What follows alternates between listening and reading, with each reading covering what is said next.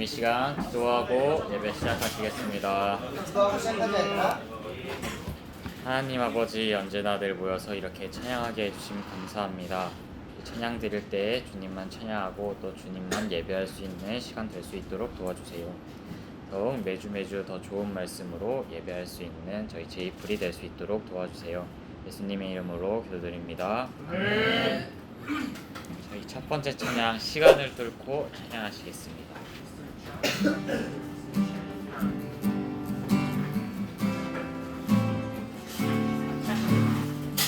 당신의 시간을 뚫고, 당신은 시간을 두고 이 땅 가운데 오셨네. 우리 없는 하늘 원치 않아 우리 삶에 오셨네. 자신의 편안 버리고 우리에게 평안 주셨네. 가장 낮은 자의 모습으로 우리 삶에 오셨네. 하나님 우리와 영원히 함께 하시네. 꿈없는 우리에게 그 나라 보여주시네. 연약한 자들의 친구가 되어주시고 힘없는 우리의 인생을 위로하시네. 처음부터 찬양하시겠습니다. 당신은 시간을 두고 이 땅 가운데 오셨네. 우리 없는 하늘 원치 않아 우리 삶에 오셨네. 자신의 편안 버리고 우리에게 평안 주셨네. 가장 낮은 자의 모습으로 우리 삶에 오셨네. 한 번 더, 당신의 시간을 뚫고, 당신의 시간을 두고 이 땅 가운데 오셨네. 우리 없는 하늘 원치 않아 우리 삶에 오셨네. 자신의 편안 버리고 우리에게 평안 주셨네. 가장 낮은 자의 모습으로 우리 삶에 오셨네. 하나님 우리와 영원히 함께 하시네. 꿈없는 우리에게 그 나라 보여주시네. 연약한 자들의 친구가 되어주시고 힘없는 우리의 인생을 위로하시네. 하나님 우리와 영원히 함께 하시네. 꿈없는 우리에게 그 나라 보여주시네. 연약한 자들의 친구가 되어주시고 힘없는 우리의 하나님 우리와 위로하시네. 하나님 우리와 영원히 함께 하시네. 꿈없는 우리에게 그 나라 보여주시네. 연약한 자들의 친구가 되어주시고 힘없는 우리의 인생을 위로하시네. 다음 죄짐 맡은 우리 구주 찬양하시겠습니다.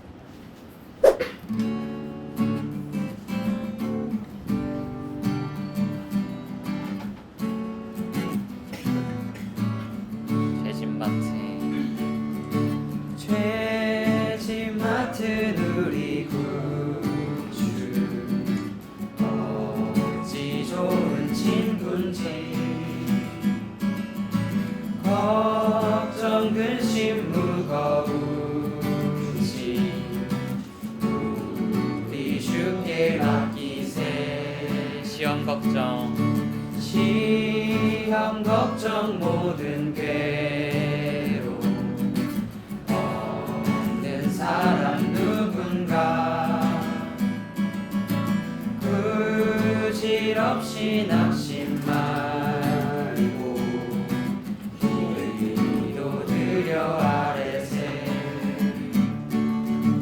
깊게 고함 없는 고로 복을 받지 못하네 사람들이 어찌하여 아랠 줄을 모를까 죄짐 맡은 우리 구주 어찌 좋은 친군지 걱정 근심 무거운지 우리 주께 맡기세 주께 고함 없는 고로 복을 받지 못하네 사람들이 어찌하여 아를 줄을 모를까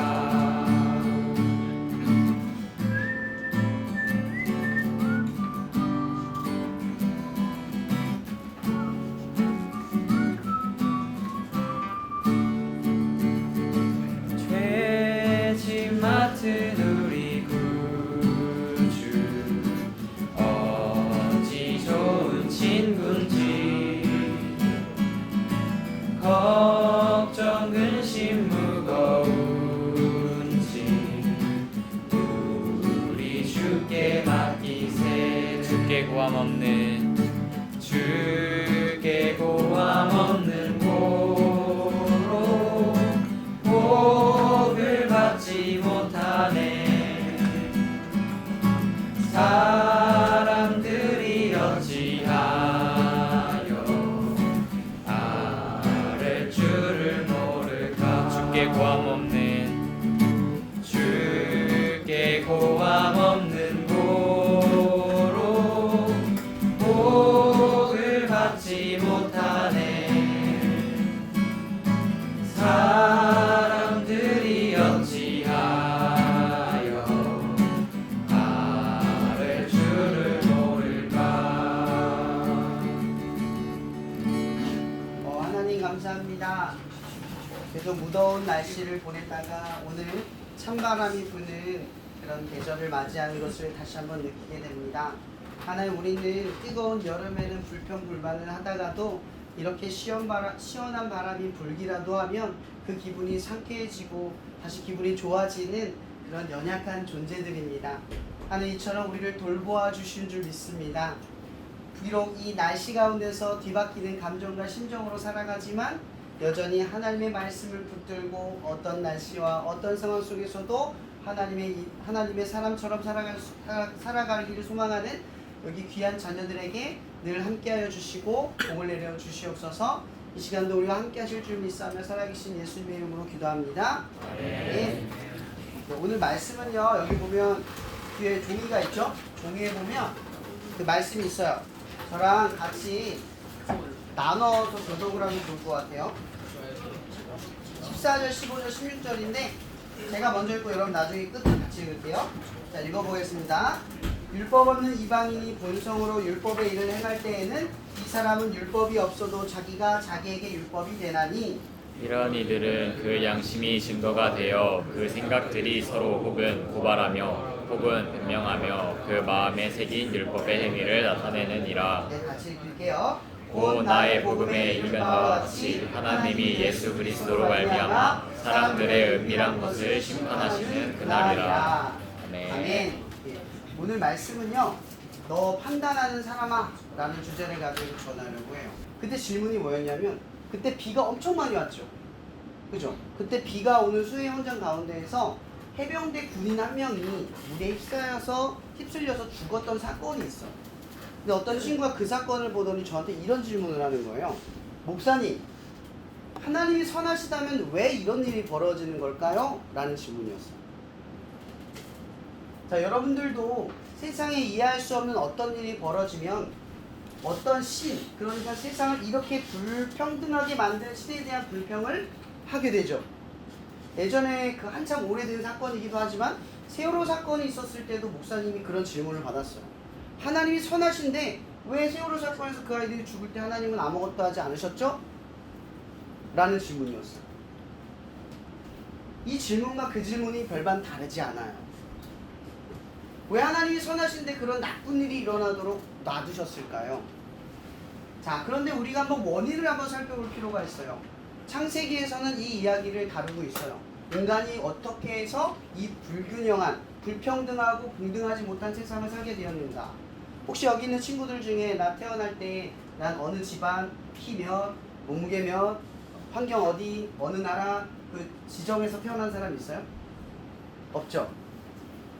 우리 모두 랜덤 혹은 운 아니면 이해하지 못하는 어떤 계획, 그 세 가지 중 하나로 여기에 태어났어요. 여러분들이 살고 있는 것은 여러분들의 노력으로 주어진 게 아니죠.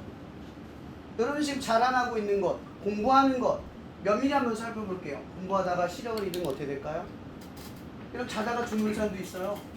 갑자기 자다가 다리를 저는 사람도 있고 갑자기 자다가 몸 전체가 마비되는 사람들도 있어요. 근데 여러분들의 삶을 한번 보세요. 모두가 운처럼 느껴지고 모두가 랜덤처럼 느껴지세요? 무언가 보이지 않는 질서와 우리를 지켜주는 어떤 힘이 있다는 걸 우리가 직감하지 않을 수 없어요. 근데 중요한 것은 세상을 하나님이 처음 지었을 때 완벽한 세상이었어요. 너무나 완벽한 세상이었어요. 근데 문제가 발생을 했죠. 그 문제가 뭐였냐면 내가 판단하고 내가 왕이 되겠다는 결정을 내리기 시작한 거예요. 그게 선악을 알게 하는 나무를 먹는 사건이에요. 이제 내가 나의 왕이, 내가 주인이 돼서 이제 내가 지킬게요 하고 하나님을 떠나요. 그리고 떠나고 나서 맨 먼저 일어난 사건이 가인이 아벨을 죽인 첫 번째 살인이에요. 이런 살인이 왜 일어나는 줄 아세요? 내가 생각하기에 하나님 부당하거든요. 내가 생각하기엔 나는 좀 억울하거든요. 판단이 생겨나요. 여러분들 중에서도 분명히 서로서로를 비교하고 서로서로를 판단하면서 나는 왜 이거밖에 없지? 나는 왜 이거밖에 안 되지? 왜 쟤는 저렇게 좋지? 라고 생각하는 사람들이 여기 누군가는 있다는 거예요. 근데 또 누군가는 여러분들을 바라보면서 어떤 나라에서 여러분들을 바라보면서 부럽다고 말하는 사람도 있겠죠. 이렇게 말하면 한도 끝도 없을 거예요. 하지만 중요한 건 세상에 불균형이 일어나는 것은 하나님이 의도한 것이 아니라 우리들의 의도로 일어났다라는 거죠. 그럼 가인이 아벨을 죽인 사건은 내가 쟤보다 덜 가졌기 때문에 생긴 사건이에요. 이제 사람들은 욕심이 생겨요. 조금 더 멋있고 조금 더 많은 걸 가지려고 하겠죠. 이 세상의 여러분 세상이 과학적으로 발달하고 돈도 많으면 사람들은 다 행복할 거라고 생각했어요. 여러분 우리나라 OECD 국가 중에서 잘 사는 국가로 뽑히죠? 그죠? 근데 출생률이 가장 낮고 자살률은 가장 높아요. 이런 많은 것을 갖고 과학적으로 발달하면 더 좋은 세상이 되어야죠. 이게 우리 의도잖아요. 의도대로 가면 갈수록 더 좋은 세상이 돼야 되고 좋은 것이 돼야 돼요. 여러분들도 공부하잖아요. 나 더 행복해지려고. 아니면 공부 아니면 다른 어떤 걸 누리잖아요. 더 행복하고 싶어서. 의도대로 가보면 어때요? 더 잘 되나요? 더 망가지는 경우를 우리 더 많이 보게. 여러분 세상의 불균형. 이렇게 다시 한번 질문해 볼게요. 그 해병대 대원이 그 물에 왜 들어갔죠? 대장님이 시켜서 간 거예요.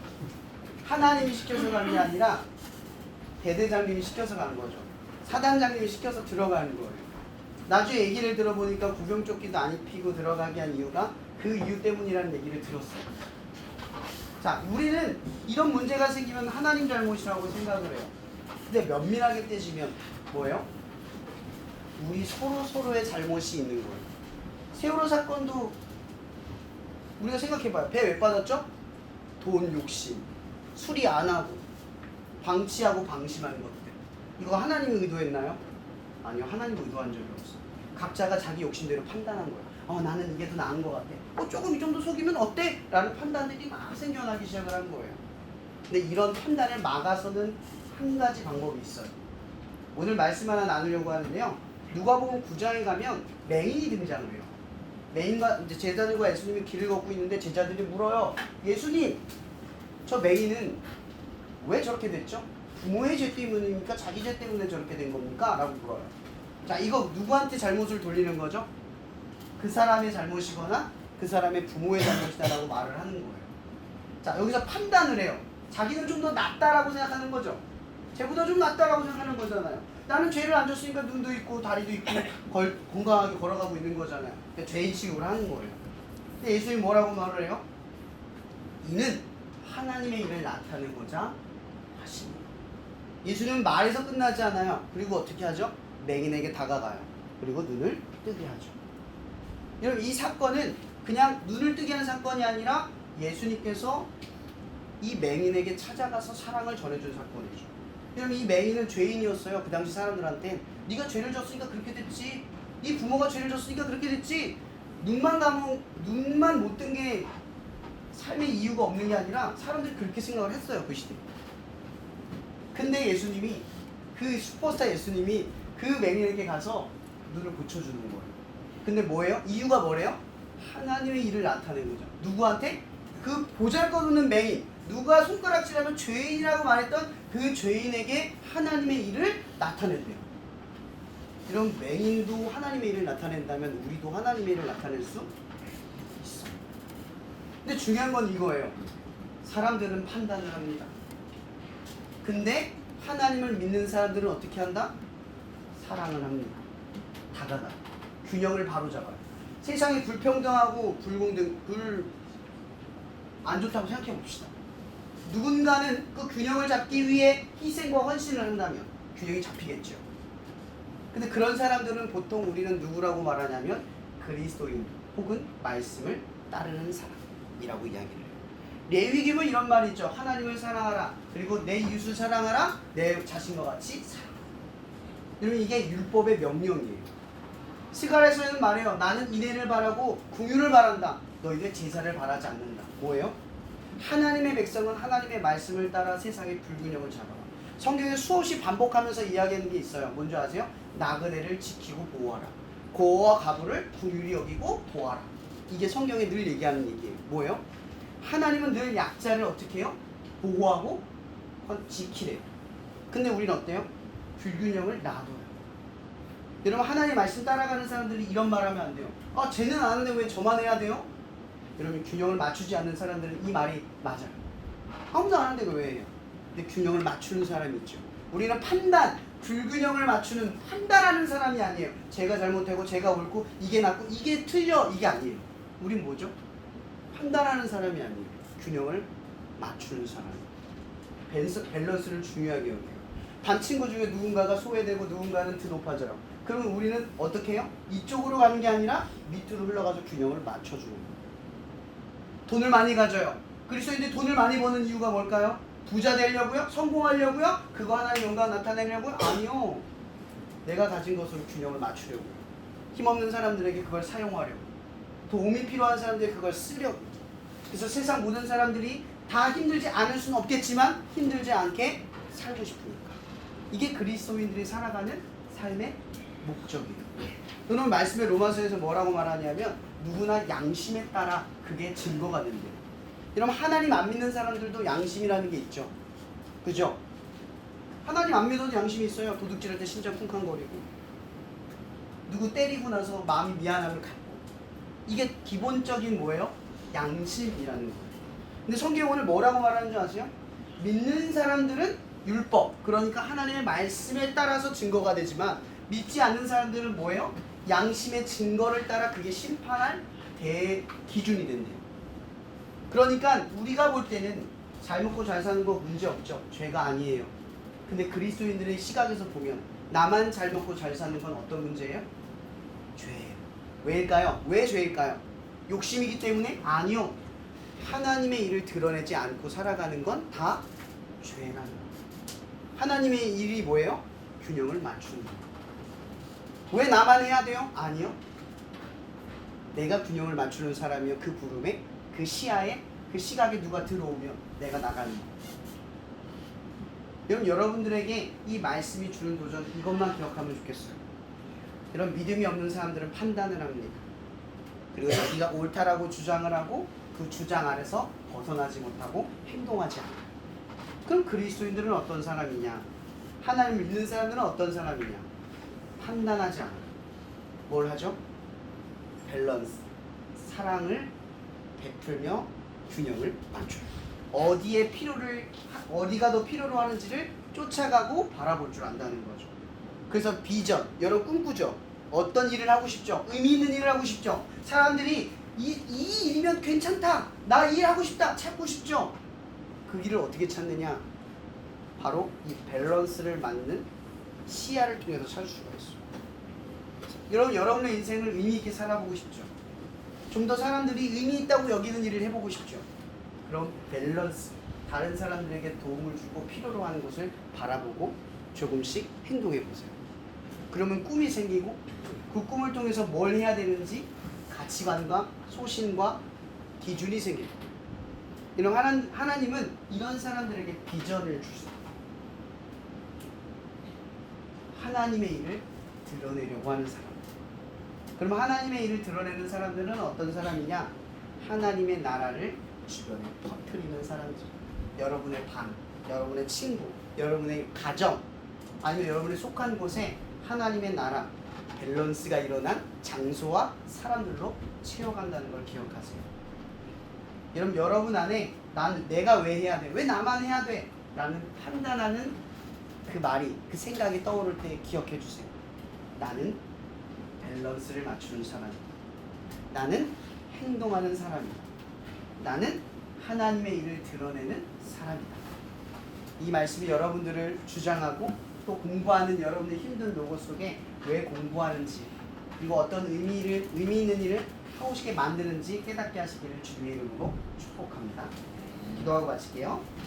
사랑해주님 감사합니다. 오늘 이렇게 우리 친구들이 함께 모여서 말씀을 나누고 예배를 드릴 수 있어서 너무나 감사합니다. 미처 다 하지 못한 친구들 가운데서 함께 하시고 우리 친구들이 밸런스를 맞추며 하나님의 일을 드러낼 수 있는 특별한 존재들로 자라날 수 있게 축복하여 주시옵소서. 모든 것에 감사하며 살아계신 예수님 이름으로 기도합니다. 아멘.